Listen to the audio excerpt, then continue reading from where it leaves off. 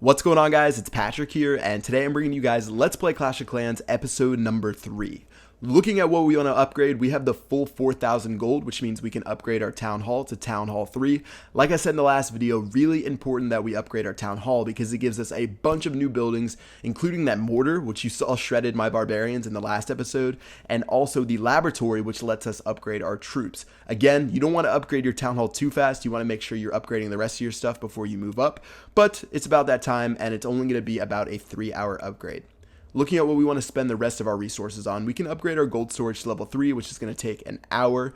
And then also, I wanted to upgrade my army camp because that's going to give me 10 additional troops that I can hold, but it's just a little bit out of my price range, so I'm going to have to settle for the gold mine. What's cool about upgrading your army camp to level 2 is I think it's the only level that you get an additional 10 spots in your camp. I think the rest of them only give you 5 at a time, so pretty crucial that you upgrade that first one as quickly as possible.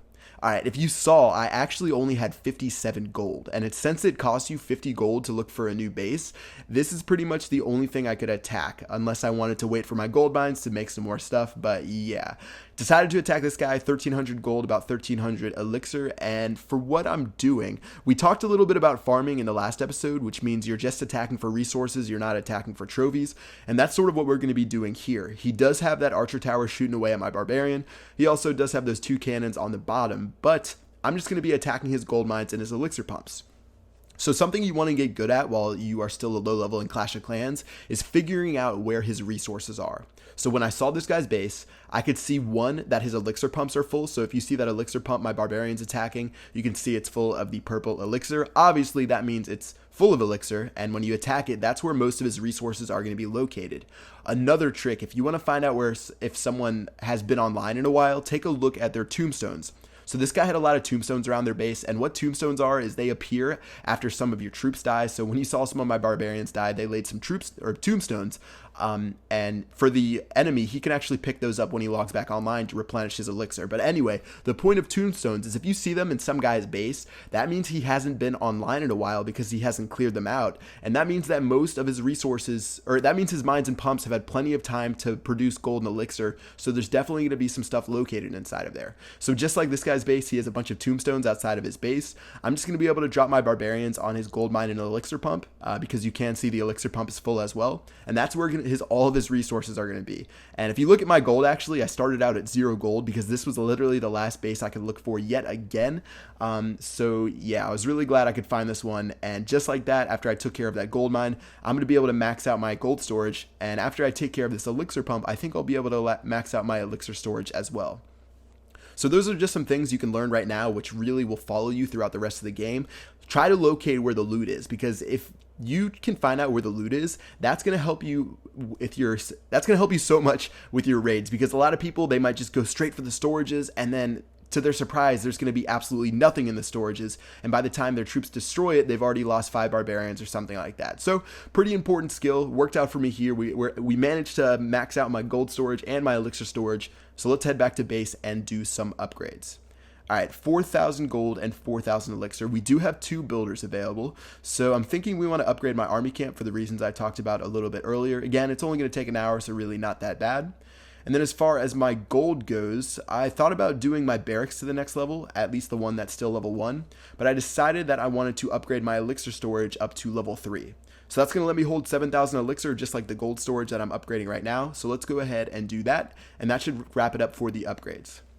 Alright, so right now I think we're about 4 minutes into the video, and if I cut it off here, that would be sort of weak, so I decided to fast forward a little bit. I took a little bit of a break, and you can clearly see that we are back with 4 builders available, and let's go ahead and do another battle and try to get some resources. So I was expecting to have to attack at least 2 more bases, but this guy actually had a lot available. He has 12,650 elixir, as well as 4,000 gold. So my storages have been upgraded. They can hold up to 7,000 now, so obviously that's not enough to max out my gold, but I should be able to get the elixir fairly easily, seeing as most of it, once again, is going to be inside of his pumps.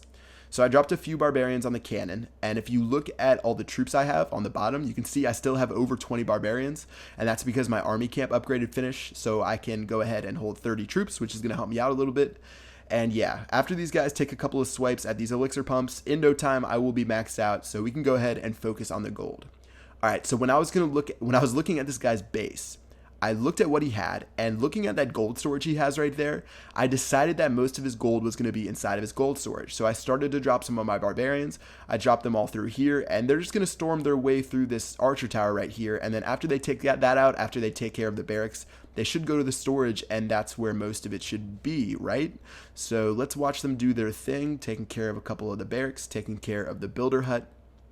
And if you're going to notice when they attack the gold storage, I'm getting almost nothing. I'm getting almost nothing from the gold storage. I actually have 2 guys on the bottom left attacking the gold mine, and this is a great example of the storages fooling you. So something about Clash, the storages aren't always truthful. I feel like most of the time, sometimes the storage, like the animation right there, showed that the storage was full and that a lot of it was going to be in the storage, but you really don't want to trust that. You want to follow your instincts. And thinking about it, when I looked at this raid, I saw this guy, his elixir pumps were completely full, and when I attacked those, that was held to be truthful, and that most of the elixir was inside of his elixir pumps. So I should have just gone for the gold mines as well, because obviously if he hasn't logged on in a long time to collect from his pumps, he probably hasn't logged on and collect from his mines. So that's actually where most of his resources were, and luckily I actually was able to take care of that gold mine in the end.